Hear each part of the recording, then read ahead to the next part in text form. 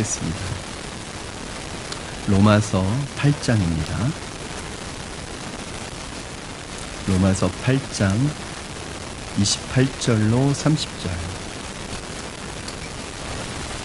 로마서 8장 28절에서 30절 말씀을 제가 한 절, 여러분이 한 절, 마지막 30절은 합독해서 하나님의 말씀을 받도록 하겠습니다.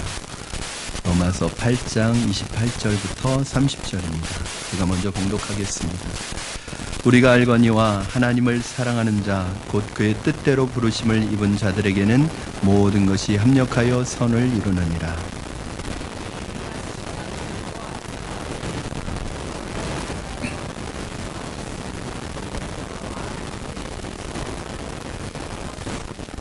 또 미리 정하신 그들을 또한 부르시고 부르신 그들을 또한 의롭다 하시고 의롭다 하신 그들을 또한 영화롭게 하셨느니라. 아멘. 우리는 보통 사슬이라는 말을 사용할 때 좋은 의미보다는 안 좋은 의미로 많이 사용합니다. 예를 들어서 죄수들의 손과 발을 묶고 죄수들이 도망가지 못하도록 하는 것이 이제 쇠사슬입니다. 그리고 또 개나 어떤 맹수들이 달아나거나 사람을 해치는 것을 막기 위해서 또 목에 매는 것이 또 쇠사슬입니다. 그러나 사슬 중에서는 묶어두는 용도가 아니라 아주 귀하고 아름답게 쓰여지는 사슬도 있습니다. 그것이 무엇이냐면 여러분 금목걸이나 어떤 진주목걸이나 여러분 목걸이에 이 작은 금으로 된 사슬들을 가지고 여러분 목에 아름답게 걸고 다니는 이런 사슬도 있습니다. 하나님을 만나기 전에 예수 그리스도를 믿기 전에 우리는 죄와 정욕의 사슬에 매여서 비참한 삶을 살아갈 수밖에 없었던 그런 사람들이었지만 예수 그리스도로 말미암아 황금 사슬과 같이 하나님의 은혜의 사슬에 매여서 하나님의 목에 걸고 다니는 아름다운 여러분 작품들이 되셨습니다. 그것이 이제 우리의 변화된 신분이고 우리의 변화된 모습입니다. 여러분 오늘 바로 절대로 끊어지지 아니하는 이 황금사슬, 하나님의 황금사슬에 매였다는 것은 다시는 하나님의 손에서 달아날 수 없고 끝까지 붙드셔서 우리의 구원을 완성시키고 이루신다는 뜻을 가지고 있는데, 이 하나님의 끊어지지 않는 황금사슬로 되어 있는 우리를 향하신 하나님의 구원 계획의 확실성에 대해서 오늘 여러분과 나누려고 합니다. 그래서 오늘 말씀을 나눌 때는요, 여러분 구원에 대해서 다시 점검하는 시간을 갖고 그 구원이 얼마나 확실하고 그 구원이 얼마나 끊어질 수 없는 견고한 것인가를 여러분과 나눌 텐데요. 여러분 여기에서 특별히 오늘 본문 말씀에 구원의 이제 5단계가 나와요. 여러분 사실은 이 구원의 5단계, 그러니까 이제 벌써 여러분들이 오늘 설교 또 어렵겠구나 그런 생각을 하실 수 있는데, 여러분 그렇지 않아요. 우리가 이것도 익숙해져야 합니다. 여러분 저를 변화시키실 수는 없잖아요, 여러분이. 저는 이런 사람이에요. 제 설교 스타일이 있어요. 그래서 근데 그런 걸 떠나서 사실은 이 구원의 말씀을 들을 때 2가지가 있다고 생각해요. 하나는 바로 하나님께서 주시는 이 구원의 은혜, 우리가 받은 이 구원의 은혜에 대해서 생각해 볼 것이고, 그런데 이 구원의 은혜라는 것이 어느 날 그냥 하나님이 즉흥적으로 감정적으로 그냥 하늘에서 뚝 떨어진 것이 아니라 엄청난 계획과 하나님의 치밀한 계획 속에서 여러분에게 주신 이 구원의 계획이라는 것이 절대 끊어질 수 없는 완벽한 구원이 되시기 위해서 하나님이 가지고 계신 계획과 단계가 있단 말이에요. 그런데 이것을 우리가 알아야 합니다.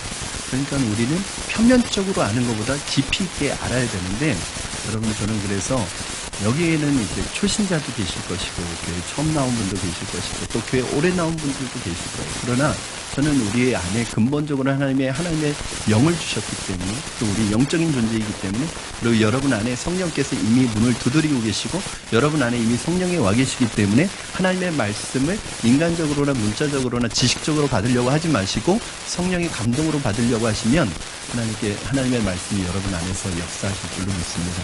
여러분 그런 것 같아요. 저도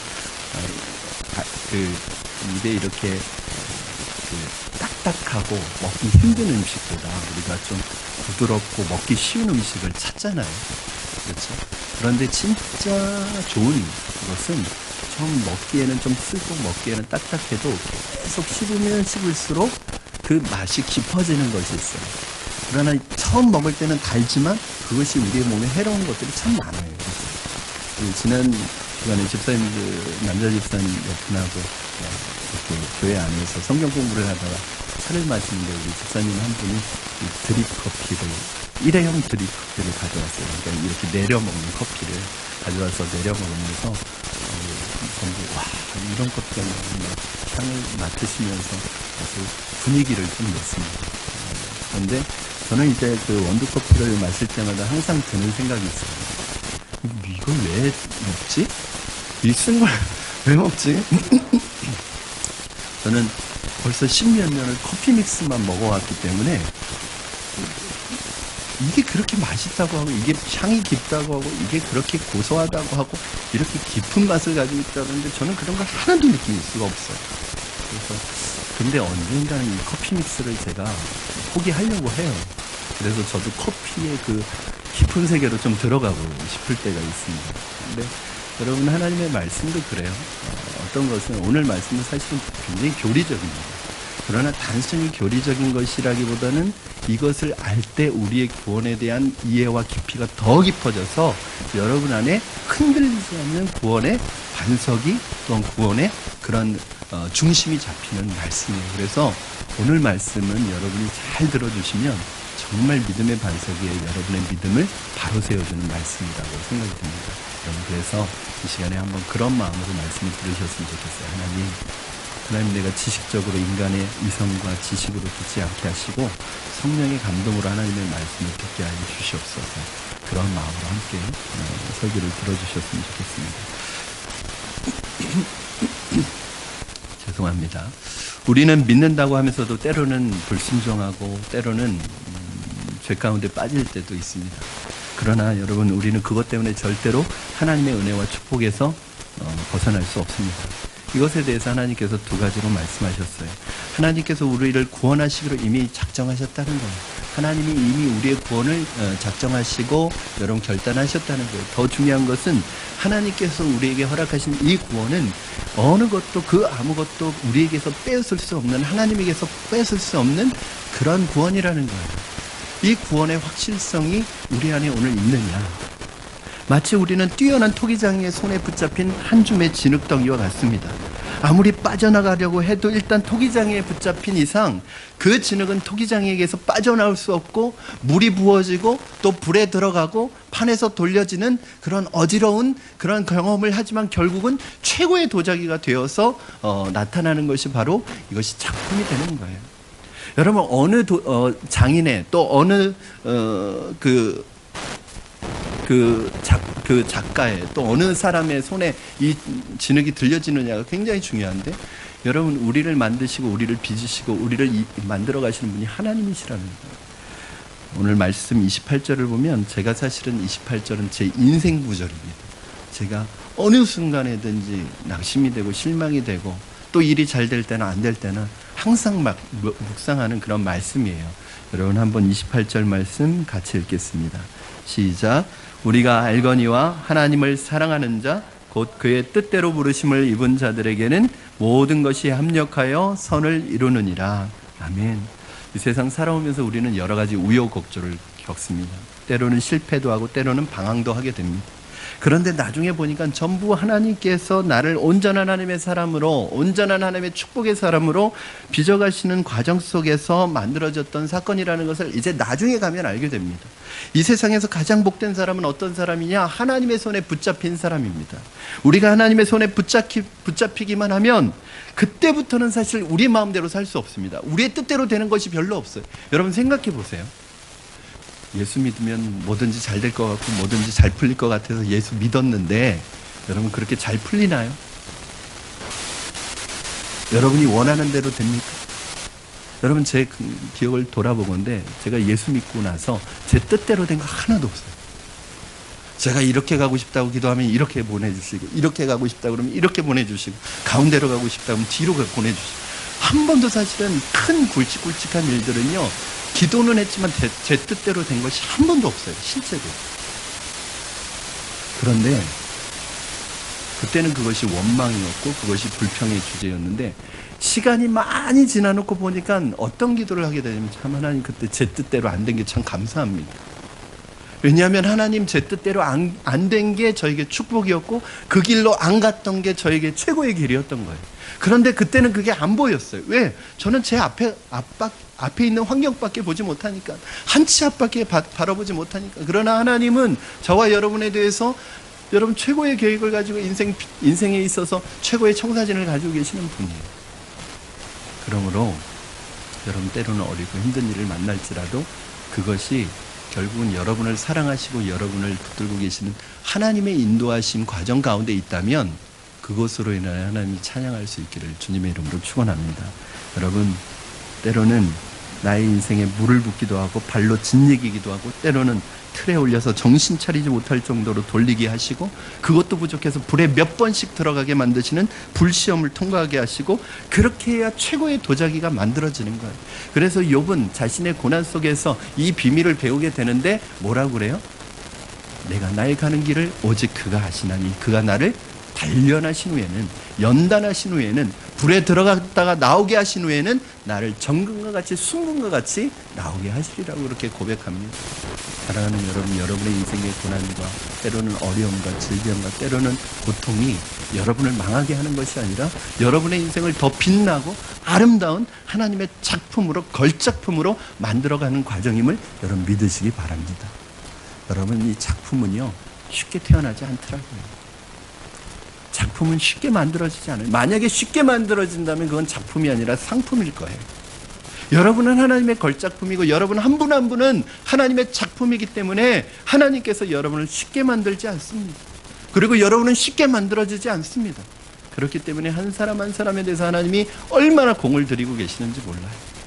그런데 이것만 알면 하나님이 결국은 이것저것 모든 일을 합력해서 선을 이루시는 분이라는 것을 알면 지금 여러분의 과정 속에 있는 어려움과 고통과 때로는 질병과 불행처럼 보이는 일들까지도 이것이 원망과 불평할 일이 아니라 하나님이 결국은 나를 결국은 축복의 사람으로, 결국은 축복의 자리로, 결국은 가장 좋은 자리로 인도해 가시는 과정이라는 것을 알게 될 것입니다.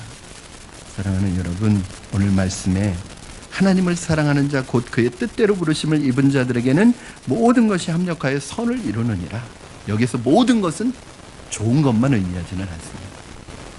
때로는 불행, 실패, 좌절, 질병까지도 포함하는 것입니다. 합력하여 선을 이룬다는 말은 함께 일한다는 뜻인데 성공과 실패가 함께 일한다는 뜻이에요. 성공과 실패가 어울려서 선을 이룬다는 것을, 성공만 선을 만들지 않습니다. 실패도 선을 만드는 거예요. 성공과 실패가 함께 어울려서 선을 만들어가고 불행과 행복이 함께 어울려서 하나님의 선을 이루어갑니다. 이게 하나님의 방법입니다. 하나님을 사랑하는 자 곧 그의 뜻대로 부르심을 입은 자들은 어떤 것으로도 결국은 하나님의 축복의 자리 가장 좋은 것으로 인도함을 받는다는 것입니다. 여러분, 태양은 좋은 것입니다. 그러나 태양만 계속 내리쬐면 그곳은 사막이 됩니다. 때로는 구름도 있어야 하고 때로는 비가 오는 과정을 통해서 한 정말 좋은 땅이 되는 것처럼 여러분 또 비만 계속 오면 진흙탕이 됩니다. 비가 오고 태양이 비치는 이 과정을 통해서 정말 좋은 땅이 되는 것처럼 여러분의 삶의 좋은 일들과 어려운 일들과 고통스러운 일들과 때로는 기쁜 일들이 잘 이루어져서 여러분을 단단하게 만듭니다. 여러분, 사실은 만약에 여러분의 인생에 좋은 일들만 있다면, 하는 일마다 잘 된다면 여러분 아마 하나님 곁에 있기 힘들 거예요. 하나님 떠나기가 쉬울 거예요. 여러분, 찬송가 384장 가사를 보면 나의 갈 길 다 가도록 예수 인도하시니 내 주 안에 있는 긍휼 어찌 의심하리요. 믿음으로 사는 자는 하늘 위로 받겠네. 무슨 일을 만나든지 만사형통하리라. 무슨 일을 만나든지 만사형통하리라. 여러분, 이 만사형통하리라 이 말이 정말로 하는 일마다 잘 되고 하는 일마다 어려움이 없고 하는 일마다 성공한다는 뜻일까요? 이 말의 뜻은 원래 그런 뜻인데 이 본문 이 가사 안에서 뜻은 그런 뜻이 아닙니다. 결국은 어떤 일을 만나든지 합력하여 선을 이루게 하신다는 거예요. 여러분, 중요한 것은 실패를 안 하는 게 중요한 게 아니에요. 실패와 성공을 통해서 결국은 마지막에 웃게 하시고 마지막에 승리하게 하시는 것이 중요해요. 여러분, 중간에 승리할 수도 있어요. 그러나 마지막에 실패한다면 그건 승리한 게 아니죠. 여러분, 승리로 가는 과정 속에 때로는 눈물 흘릴 수밖에 없고, 때로는 고통스러울 수밖에 없고, 때로는 질병의 고통에 신음할 수밖에 없을지라도 그것조차도 하나님께서 사용하셔서 여러분을 선을 이루신다는 것을 기억하시기 바랍니다. 여러분, 선이 뭘까요? 하나님의 선을 이루어 가신다는 것. 합력해서 하나님의 선을 이루신대요. 저는 그것을 이제 하나님의 뜻으로 바꾸면 어떨까 하는 생각이 들어요. 하나님을 사랑하는 자, 곧 그 뜻대로 부르심을 입은 자들에게는 모든 것이 합력해서 하나님의 뜻을 이루어가는 거예요. 여러분, 하나님의 뜻은 무엇일까요? 여러분 한 사람 한 사람을 향한 하나님의 뜻은 무엇일까요? 몰라요. 그렇죠. 사람마다 다르니까. 그러나 한 가지 확실한 건 있어요. 그것은 하나님은 여러분을 향한 가장 좋은 계획을 가지고 계시다는 사실입니다. 그걸 신뢰하셔야 돼요. 가는 과정이 조금 어렵지만 결국은 하나님의 뜻대로 여러분을 선으로 인도하실 거예요. 가는 과정이 고통스러워도 여러분 인내하시고 절망하지 마시고 좌절하지 마세요. 어느 순간에도 합력하여 선을 이루신 하나님의 기적 같은 능력이 저와 여러분의 삶 가운데 임하기를 주님의 이름으로 축원합니다. 하나님께서 우리로 하여금 모든 것이 합력하여 선을 이루게 하시는 목적이 뭐냐? 29절 말씀 같이 읽겠습니다. 29절 시작. 하나님이 미리 아신 자들을 또한 그 아들의 형상을 본받게 하기 위하여 미리 정하셨으니 이는 그로 많은 형제 중에서 맏아들이 되게 하려 하심이니라. 아멘.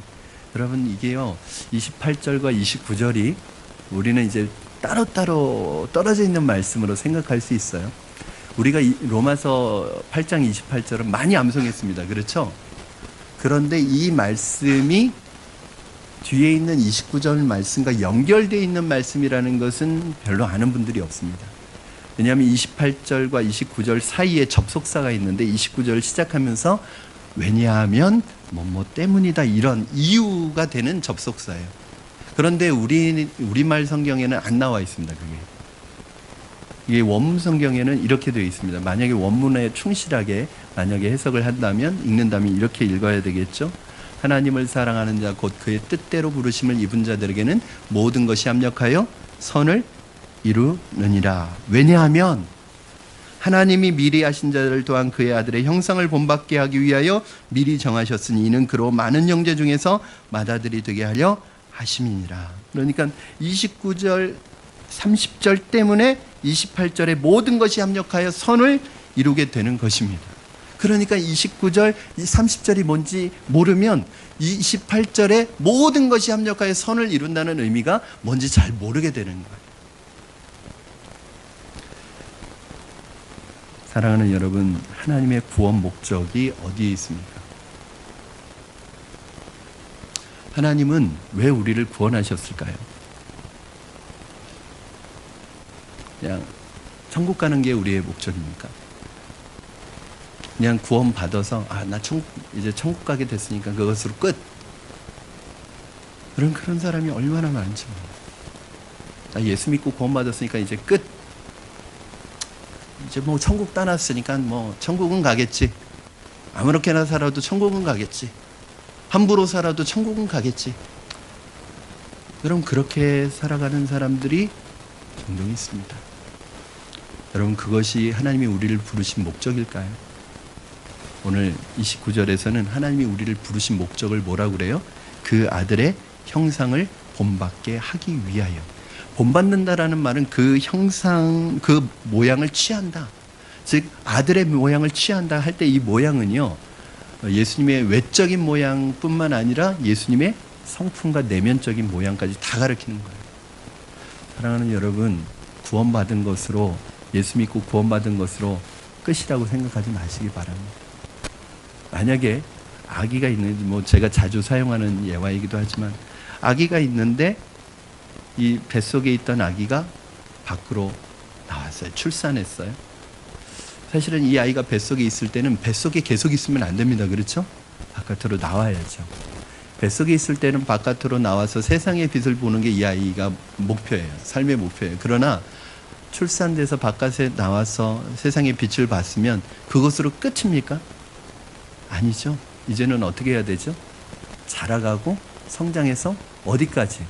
장성한 성인의 모습으로까지 자라가야 되죠.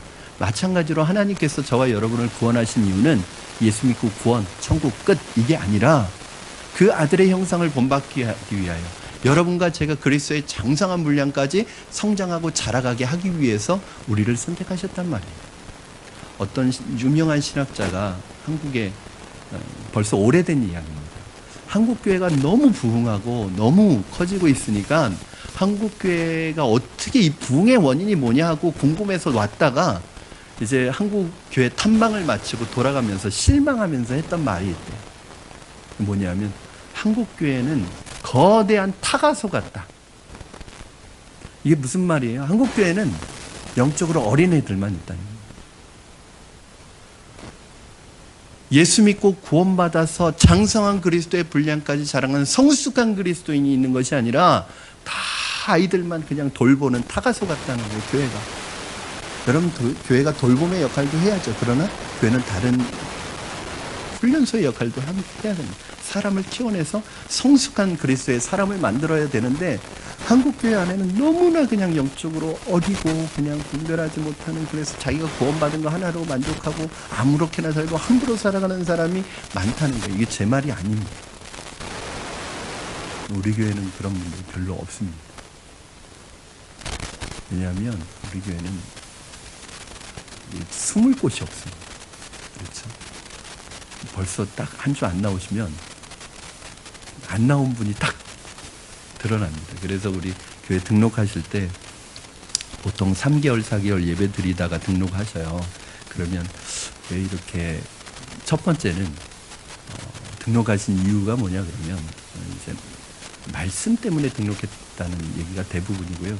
왜 이렇게 오래 걸리시냐 그러면 등록하면 너무 눈에 띄어가지고 제 마음대로 신앙생활 못하는 부분이 있을 것 같고 자꾸 뭔가 이 부담이 된다는 거예요. 여러분, 저는 좀 여러분이 신앙생활을 부담을 가지셨으면 좋겠어요. 보세요, 우리 집사님들 저 기둥 뒤에 계셨다가 이렇게 앞으로 나오셨잖아요. 농담입니다. 아니, 제가 유 집사님인 거 알았는데 보고 싶어가지고 앞으로 좀 뵙죠. 예. 여러분, 우리 안에, 저는 여러분이 신앙생활 하면 할수록 예수님을 닮아가시기를 바랍니다. 여러분에게서 예수님의 향기가 나기를 바랍니다. 저와 여러분을 만나는 사람들이 저와 여러분에게서 예수님의 모습을 볼 수 있기를 주님의 이름으로 축원합니다. 29절과 30절을 한번 다시 읽겠습니다. 여러분, 한번 잘 의미를 새겨서, 이 29절과 30절이 교리적으로는 굉장히 중요한 교리적이면서 중요한 것이면서 또 굉장히 은혜가 되는 부분이에요. 29절 30절 같이 읽겠습니다. 시작. 하나님이 미리 아신 자들을 또한 그 아들의 형상을 본받게 하기 위하여 미리 정하셨으니 이는 그로 많은 형제 중에서 맏아들이 되게 하려 하심이니라.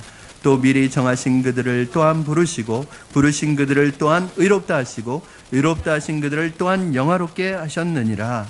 아멘. 거기에서 수식어를 다 빼고요. 여러분, 그 아들의 형상을 본받게 하기 위하여 이것과 맏아들이 되게 하려 하심이니라, 이걸 빼고 연결시켜서 한번 제가 읽어보면 이렇게 됩니다. 여러분들도 한번 보셔요. 이 두 구절만 빼면, 그 아들의 형상을 본받게 하기 위하여 맏아들이 되게 하려 하심이라, 요 구절만 빼고 제가 연결해 볼게요. 하나님이 미리 하신 자들로 또한 미리 정하셨고 미리 정하신 그들을 또한 부르시고 부르신 그들을 또한 의롭다 하시고 의롭다 하신 그들을 또한 영화롭게 하셨느니라. 여러분, 마치 이렇게 쇠사슬이 연결되어 있는 것 같은 느낌이 들지 않습니까? 그냥 미리 하시고 미리 정하시고 부르시고 의롭다 하시고 영화롭게 하셨다, 이렇게 되어 있지 않고 미리 아신 자들을 미리 정하시고 미리 정하신 자들을 부르시고 부르신 자들을 의롭다 하시고 의롭다 한 자들을 영화롭게 하셨느냐, 이렇게 겹치잖아요. 이게 마치 사슬처럼 연결되어 있는 것 같지 않습니까? 그럼 이게 구원의 5단계예요. 아주 촘촘하게 연결되어 있는 5단계. 왜 이런 느낌을 주는지 아세요? 저와 여러분이 가지고 있는 이 구원이 절대 끊어지지 않는, 이렇게 철저하게 친밀하게 연결되어 있는 사슬과 같다는 거. 여러분, 구원에 5단계가 있다는 거 아셨습니까? 모르셨죠. 여러분, 이걸 알고 구원받은 사람 한 사람도 없습니다. 저와 여러분은 어떻게 구원받았죠? 예수님을 믿으면 구원받는다는 그 말 듣고 예수님을 믿었고 우리는 구원받았어요. 여러분, 구원은 어려운 것이 아닙니다. 구원은 쉽게 하나님이 만들어 놓으셨어요. 왜요? 구원을 어렵게 만들어 놓고 구원을 복잡하게 만들어 놓으면 구원을 받을 사람이 누가 있겠어요? 머리 똑똑한 사람만 구원받고 이해하는 사람만 구원받고 실력 있는 사람만 구원받는다면 그건 구원이 아닙니다. 그래서 하나님께서 우리가 받는 구원을 누구나 이해할 수 있게 쉽게 만들어 놓으셨는데, 그것이 뭐냐면 영접하는 자 곧 그 이름을 믿는 자들에게는 하나님의 자녀가 되는 권세를 주셨느니라. 이 말씀 가지고 믿으면 구원을 받게 만들었어요. 여러분, 그러다 보니까 어떤 현상이 일어났는가 하면 쉽게 받았기 때문에 너무 구원을 쉽게 생각합니다. 너무나 소홀하게 생각합니다. 그래서 우리가 종종 구원의 소중한 그 귀함을 잊어버릴 때가 많습니다. 여러분, 우리가 구원을 쉽게 받았다고 해서, 하나님이 이 구원을 우리에게 공짜로 주셨다고 해서 이 구원이 싸구려 구원이 아닙니다. 여러분, 우리는 돈을 값을 지불하고 아주 귀하게 사고 값비싼 돈을 주고 사야 귀하게 여기지, 공짜로 얻거나 값싸게 얻으면 그거 소홀히 생각하고 값싸게 생각하는 거예요.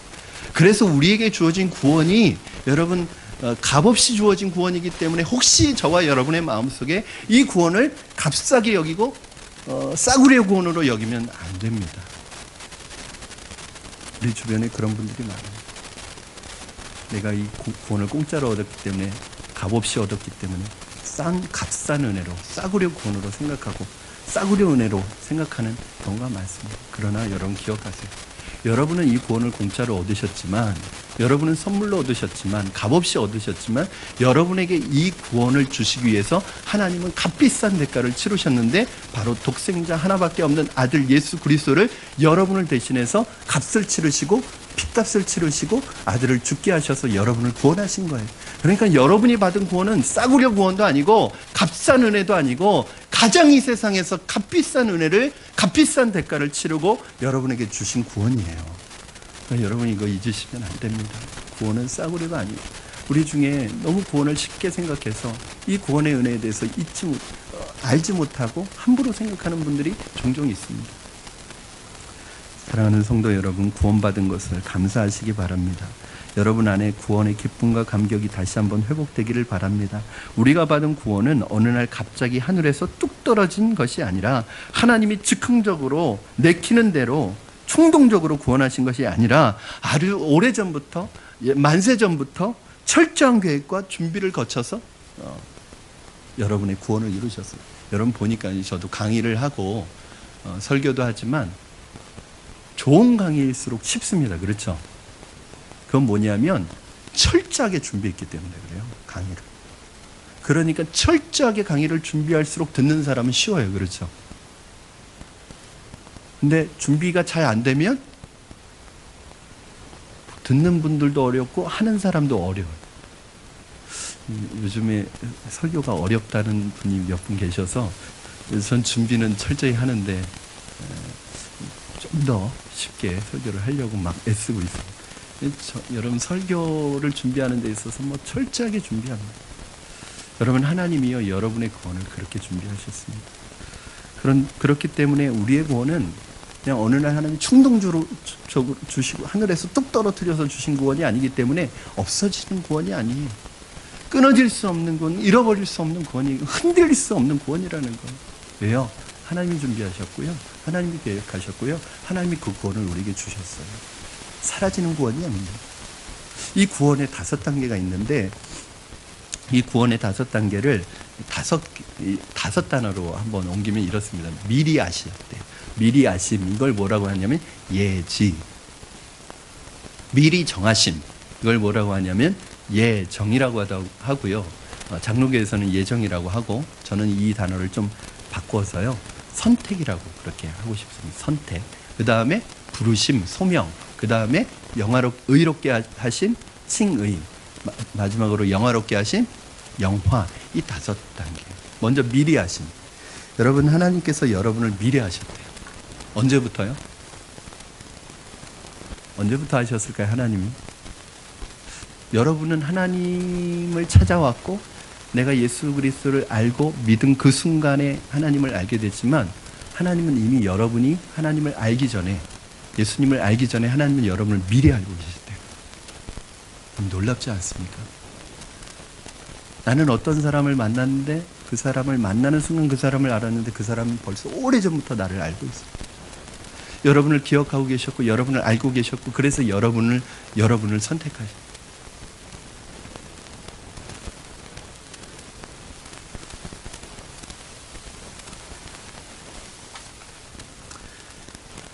사랑하는 여러분, 우리가 하나님을 알기 전에 예수님을 알기 전부터 이미 우리 한 사람 한 사람을 다 알고 계셨다는 거예요. 우리 안에 있는 슬픔도 알고 계시고 우리 안에 있는 고통도 알고 계시고 우리 안에 있는 상처도 알고 계시고 모든 것을 다 아시는 하나님께서, 여러분을 아시는 하나님께서 여러분을 얼마나 잘 여러분의 필요를 아시겠습니까? 미리 아신 그 사람들을 어떻게 하셨어요? 미리 정하셨대. 주님, 다른 말로 하면 선택하셨습니다. 다시 말하면 너는 내 자녀다 하고 선택하셨어요. 우리가 잘나고 못나고 선하고 악하고를 떠나서 아무 조건 없이 나를 선택해 주셨어요.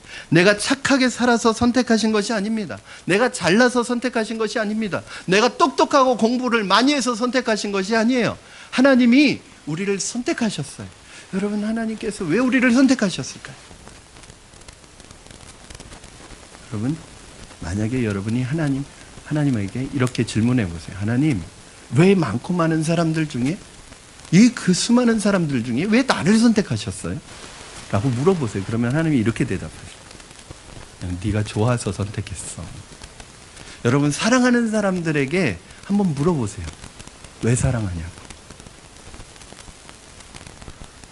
여러분, 그냥 좋아서 사랑하는 거예요. 만약에 그 사람의 배경이 좋고 그 사람이 어떤 가지고 있는 배경이나 스펙이 좋고 그 사람이 어떤 것이 좋아서 좋아서 사랑하는 것은 그건 조건을 사랑하는 거지 그 사람 자체를 사랑하는 게 아니에요. 다른 사람이 볼 때는 이 사람이 뭐가 좋냐고 하는데도 그냥 그 사람이 볼 때는 좋은 거예요. 모르겠어요. 이유를 모르겠어요. 그냥 끌리는 거예요. 좋은 거예요. 그래서 어떻게 보면 이 사랑하는 사람들 보면 눈에 뭐가 띄었어요. 그렇죠? 왜 좋냐? 별 의미 없는 질문이에요. 그냥 좋은 걸 어떻게 해요? 하나님은 우리를 왜 선택하셨어요? 우리를 왜 사랑하세요? 그냥 네가 좋아. 사랑해. 여러분, 제일 이해 안 가는 게 아니에요. 뭔지 아세요? 저는요, 지금도 이해가 안 가요. 아마 이건 평생 이해가 안 갈 것 같아요. 제가 신앙생활한 지 고등학교 3학년 때 19살 때부터 신앙생활을 했으니까 벌써 30년 가까이 신앙생활하면서 아직도 이해가 안 되는 게 있어요. 그건 뭐냐면, 왜 하나님이 나를 선택하셨을까? 왜 하나님이 나를 선택하셔서 하나님의 백성 삼으시고 또 목사가 되게 하셨을까? 왜냐하면 저는 불교 집안에서 태어나고 자랐어요. 예수님을 믿을 가능성이 요만큼도 없는 사람이에요. 그런데 하나님이 나를 선택하신 것도 신기해요.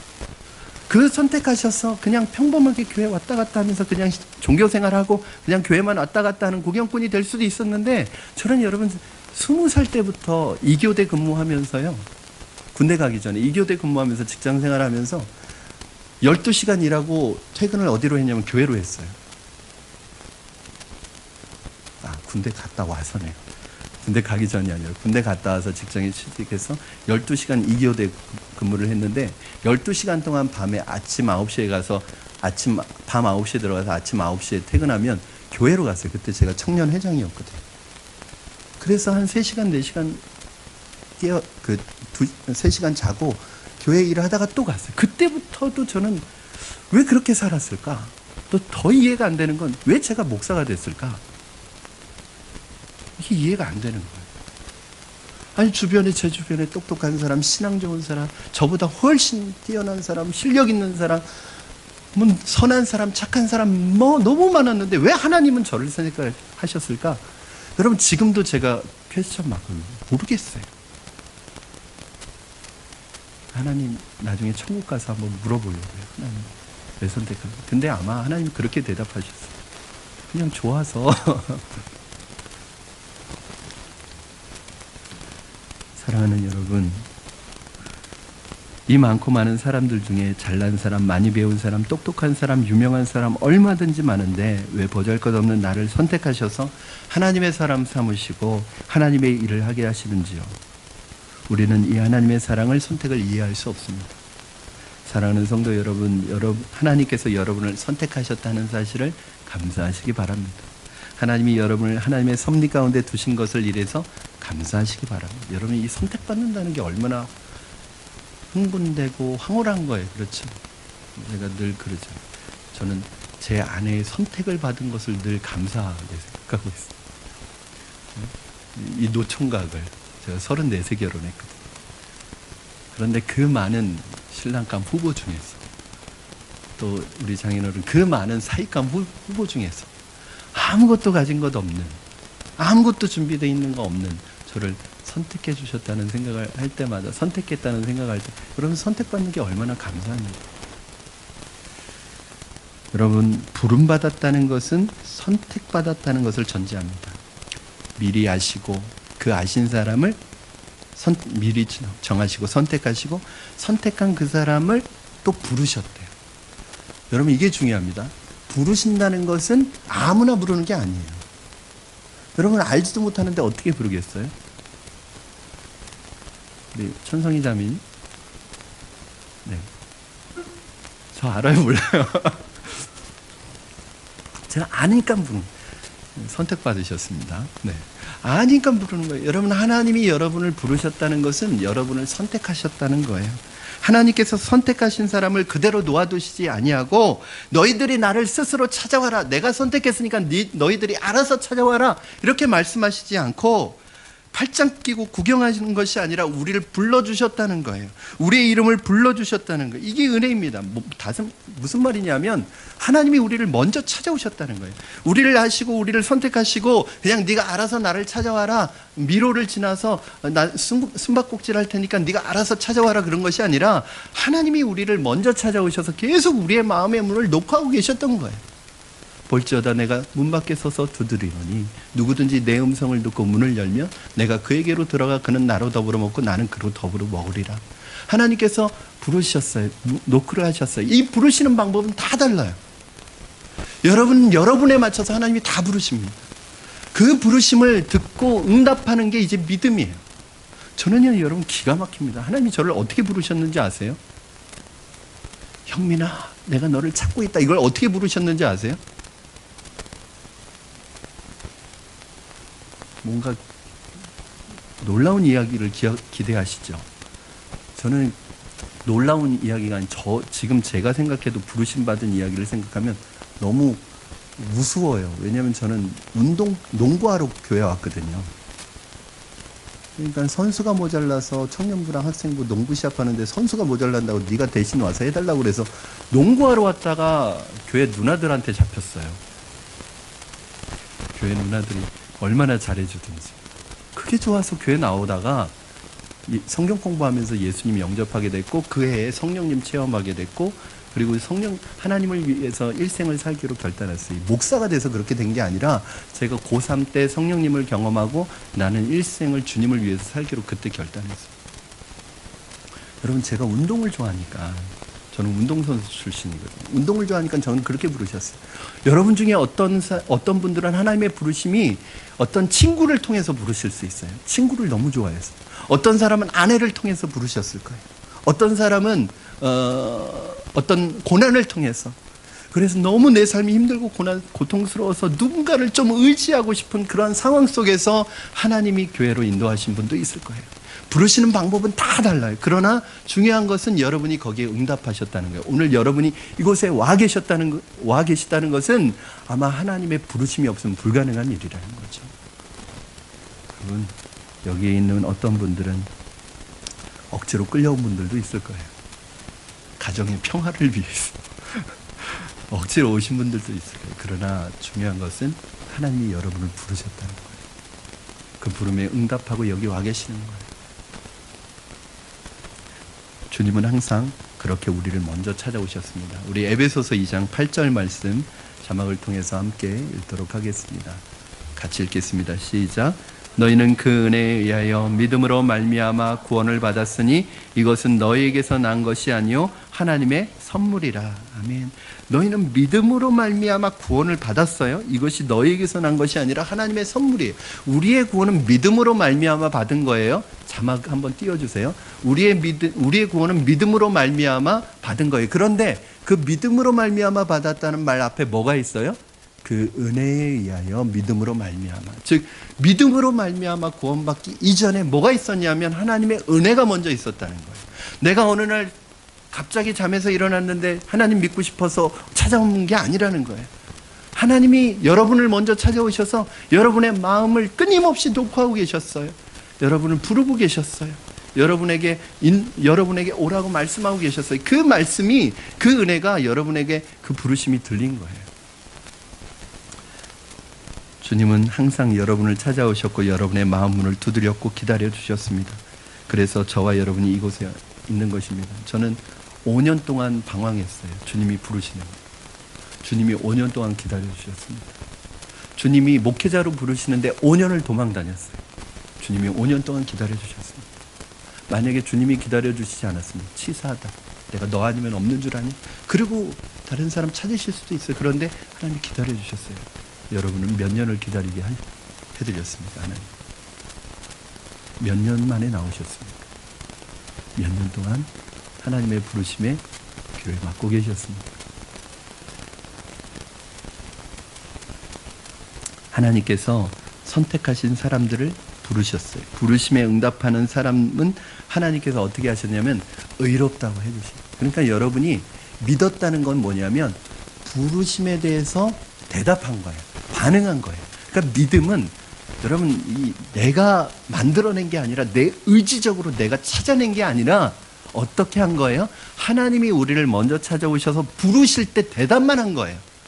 그렇죠? 형민아, 네 주님, 이게 믿음이에요. 만약에 주님이 우리를 불러주시지 않았으면 우리는 대답조차 할 수 없는 것이고 믿음을 가질 수도 없는 거예요. 그런데 우리 안에 믿음이 생겼다는 것은 주님의 부르심에 내가 응답한 결과입니다. 이렇게 믿음의 부르심에 응답해서 믿음으로 반응하면 하나님이 우리를 어떻게 여겨주시냐면 의롭다고 여겨주세요. 여전히 죄가 있고 여전히 옛날 습관이 있고 죄의 습관이 있고 여전히 넘어지고 여전히 실수하고 여전히 허물이 있고 완전하지 않고 완벽하지 않지만 우리를 어떻게 여겨주시냐면 넌 의로워, 의인이라고 칭해주세요. 여러분 한번 보세요. 저와 여러분이 의롭습니까? 예수 믿고 나서 천사가 되셨습니까? 죄와는 상관없는 사람이 되셨습니까? 미워하는 마음도 안 생기고 시기하는 마음도 안 생기고 거짓말도 안 하고 날개 없는 천사입니까? 그래서 때로는 그 연약함 때문에 내가 구원 받았나 싶을 정도로 인간적인 한계를 느낄 때가 많지만 그럼에도 불구하고 하나님이 여러분을 어떻게 여겨주시냐면 너는 의인이야 라고 말씀해 주시죠. 여러분에게 한번 질문해 볼까요? 대답은 안 하셔도 됩니다. 여러분 마음속으로 해보세요. 여러분 의인입니까? 죄인입니까? 마음으로는, 심정으로는 죄인이라고 말씀하고 싶죠. 그러나 여러분의 본질은 의인이라는 거예요. 이것은 포기되어질 수 없는 거예요.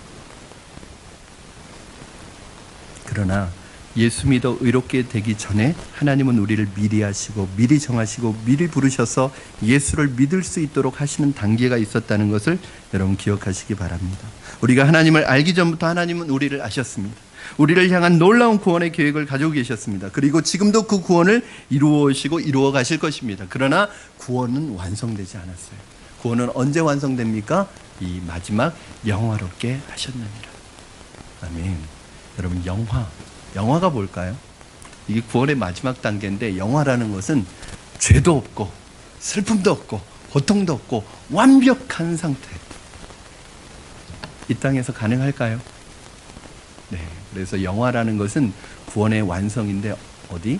주님 오시는 그날에 부활해서 주님의 형상을 본받는 그날 또는 하늘나라 가서 주님을 대면하는 그것을 우리가 영화라고 그래요.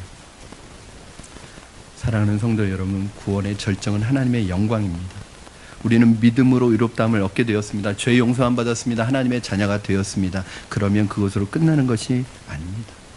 하나님께서 우리가 구원받은 것으로 끝내는 것이 아니라 하나님의 영광에 참여하도록 하십니다. 그러므로 여러분, 나 구원받았으니까 이제 됐어, 나는 내 마음대로 살 거야, 그러시면 안 됩니다. 왜요?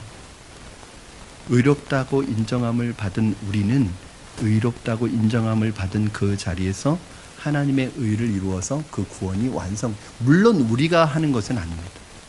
그러나 하나님이 성령을 통해서 이 구원의 이 길을 인도하실 때 그 길에 순종해야 하는 것입니다. 미리 아시고 미리 정하시고 미리 부르시고 의롭다 하시고 영화롭게 하시는 이 구원의 5단계는 우리를 구원하시려는 하나님의 황금사슬. 여러분, 내가 왜 구원이 때로는 불안하고 내가 구원받았나 의심이 돼요? 여러분의 구원을 쉽게 생각하기 때문에 그래요. 왜? 내가 어느 날 갑자기 구원받은 것 같았기 때문에. 그러나 여러분의 구원은요, 결코 하루아침에 이루어진 게 아니에요. 벌써 창세 전에, 오래전에, 내가 이 땅에 태어나기도 전에 하나님 나를 하시고 정하시고 선택하시고 부르셔서 의롭다 하신 거예요. 그것이요, 쉽게 끊어지는 게 아닙니다. 여러분, 근데 놀라운 것은요, 이 절대 끊어질 수 없는 이 금고리와 같은 매 단계를 보면 주어가 생략되어 있잖아요. 근데 원문 성경에는 주어가 다 들어가 있습니다. 주어가 누구예요? 하나님이에요. 여러분과 제가 받은 이 구원이 흔들릴 수 없고 끊어질 수 없는 구원일 수밖에 없는 이유는 왜 그러냐면 하나님이 하셨기 때문이에요. 하나님이 이루셨기 때문이에요.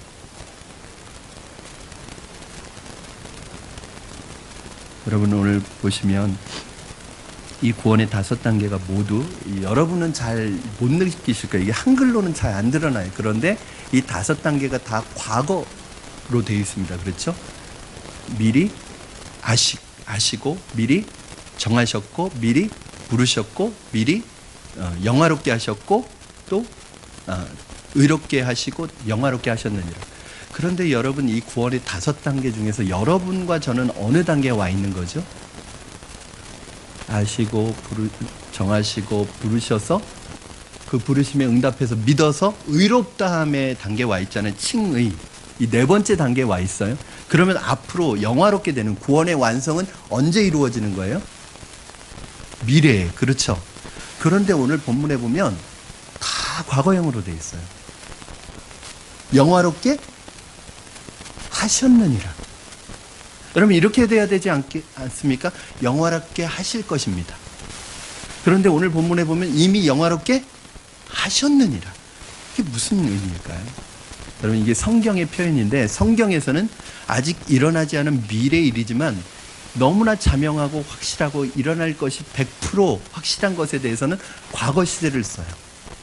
즉 무슨 말이냐면 여러분이 의롭게 된 여러분은 결국은 영원롭게 될 것이 너무나 확실하고 천국에 들어갈 것이 너무나 확실하기 때문에 그것을 미래형으로 안 쓰고 과거형으로 쓰셨다는 거예요.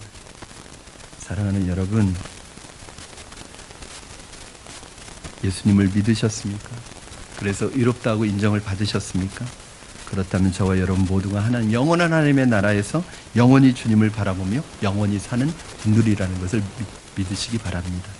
아직 일어나지 않은 미래의 일이지만 이미 일어난 일보다 더 확실해요. 왜요? 하나님이 하셨기 때문에 그렇습니다. 그러므로 여러분, 두려워하지 마십시오. 불안해하지 마십시오. 여러분의 구원에 대해서 불안해하지 마세요. 왜요? 확실합니다. 하나님께서 하신 일이기 때문에 그렇습니다. 여러분, 인간이 만든 종교는요, 불안해요. 왜요? 인간이 만든 것이기 때문에 그렇습니다. 내가 뭔가 노력하지 않으면, 내가 뭔가 행위하지 않으면, 내가 뭐 108번 절하지 않으면, 3000배 하지 않으면 뭔가 내가 구원 못 받을 것 같아요. 왜요? 인간의 구원은 늘 불안해요. 왜냐하면 인간이 만든 것이기 때문에 그렇습니다. 그러나 하나님이 우리에게 주신 구원은 불안하지 않아요. 왜요? 하나님이 하신 것이기 때문에 그렇습니다. 여러분, 촛불은요, 늘 꺼질까 봐 두려워요. 불안해요. 바람이 불면 불안해요. 그러나 여러분 중에 태양이 꺼질까 봐 불안해하는 분 계십니까? 여러분, 인간이 만든 촛불과 하나님이 만드신 태양의 차이처럼 인간이 만든 구원과 인간이 만든 종교와 하나님이 주신 구원은 이렇게 큰 차이가 있는 거예요. 여러분, 더 이상 불안해하시거나 두려워하시지 마시기 바랍니다. 왜요? 저와 여러분에게 허락하신 이 하나님의 부르심과 이 의롭다 하심은, 이 구원은 하나님이 하시고 하나님이 완성시키실 구원인 것을 믿으시기 바랍니다. 이 사실 때문에 기뻐하시고, 이 사실 때문에 감사하시고, 이 사실 때문에 찬양하시기 바랍니다. 우리의 구원은 하나님이 보증해 주십니다. 결론적으로 이 모든 우리가 구원받은 하나님의 자녀라는 것을 보증해 주시기 위해서 누가 온 거예요? 바로 성령님이 오십니다. 말씀을 정리합니다. 사랑하는 성도 여러분, 여러분은 이미 하나님께서 정하시고 부르시고 하나님으로부터 의롭다 하심을 얻으신 줄로 믿으시기 바랍니다. 이제 여러분의 남은 생애가 하나님의 영광 가운데 거하도록, 하나님이 그 영광의 축복을 누리도록 그리스도를 바라보며 성령 안에서 날마다 주님 앞에 나아가시는 저와 여러분 되기를 주님의 이름으로 축원합니다. 이제 더 이상 여러분 안에 구원에 대한 불안과 두려움이 사라지기를 바랍니다. 그러나 한편으로는 내가 구원받은 것 때문에 함부로 내 마음대로 사시는 것을 주의하시기를 바랍니다. 오늘 우리 안에서 새 일을 행하실 성령님이 저와 여러분의 삶을 인도하시고 하늘나라 가는 그날까지 예수 그리스도의 형상을 닮은 주님의 향기를 나타내는 하나님의 사람들로 인도하시기를 주님의 이름으로 축원합니다. 우리 이 시간에 같이 우리 찬송과 찬양하고 함께 기도했으면 좋겠습니다. 우리의 믿음의 고백으로 주님이 주신 은혜에 대하여 감사하는 마음으로 우리 이 찬양 함께 하나님 앞에 드렸으면 좋겠습니다.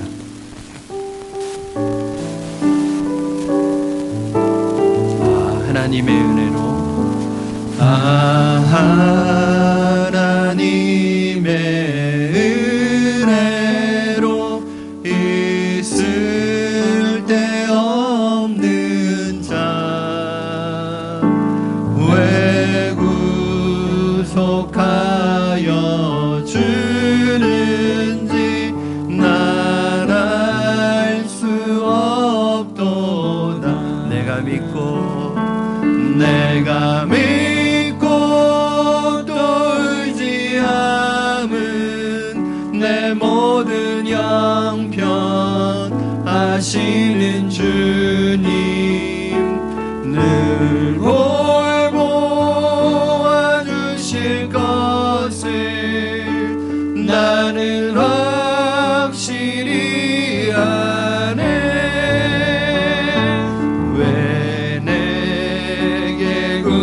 새 믿음과 또 복음 주셔서 내 맘이 항상 편한지 난 알 수 없도다. 내가 믿고 또 의지하는 내 모든 형편 잘 아는 주님, 늘 돌보아 주실 것을 나는 확실히 아네. 왜 내게 성령 주셔서 내 마음을 감동해. 주 예수 믿게 하는지, 주 예수 믿게 하는지 난 알 수 없도다. 내가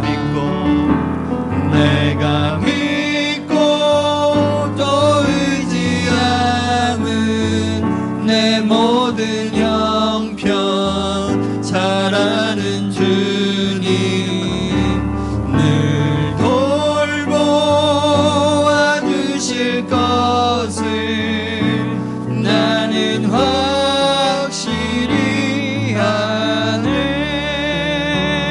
이 시간에 주신 말씀 붙들고 합심하여 같이 기도했으면 좋겠습니다. 하나님, 내게 이 귀한 은혜, 하나님 웬 은혜인지요, 웬 사랑인지요. 하나님, 우리를 구원하신 그 하나님의 은혜, 그 하나님의 사랑을 다 이해할 수 없지만 내게 주신 그 구원의 은혜가 내 안에서 다시 한번 새로워지게 하여 주시고, 구원에 대한 기쁨과 감격이 회복되어지게 하시고, 우리가 받은 이 구원을 하나님 값싼 구원으로 만들지 아니하고 날마다 주신 구원을 하나님은 의미 있게 하나님 그 구원에 감사와 찬송드리며 우리 일생 주님을 위하여 살아가는 복음의 빚진 자들이 되게 하여 주시옵소서. 오늘도 하나님 우리의 구원이 불안한 구원이 되지 않게 하시고 구원 때문에 두려워하지 않게 하여 주시고 하나님께서 이토록 구원을 확실한 황금 사슬로 하나님 흔들리지 않는 구원으로 우리에게 만들어서 주셨사오니 그 구원의 은혜를 누리고 감사하고 하나님 감격할 수 있도록 우리의 마음을 새롭게 해달라고 이 시간에 우리 다시 한번 믿음을 가지고 기도하겠습니다. 살아계셔서 역사하시는 하나님 아버지 감사합니다. 오늘도 하나님 주의 말씀 속에서 하나님 우리의 구원의 확실함을 다시 한번 하나님 고백합니다. 하나님 우리 구원의 하나님 아버지 확신을 다시 한번 새롭게 하여 주시옵소서.